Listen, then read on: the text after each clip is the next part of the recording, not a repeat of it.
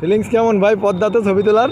সেই মজা সেই মজা। ও ভাই, হ্যাঁ, আওয়ামী লীগ সরকার আমাদেরকে পদ্মা সেতুতে দাঁড়াইতে দেবে না। আমরা ইউনিট সরকারের আমাদের পদ্মাতে দাঁড়িয়ে সেলফি তুলতেছি। আলহামদুলিল্লাহ। আলহামদুলিল্লাহ। নৌকা পার্টি।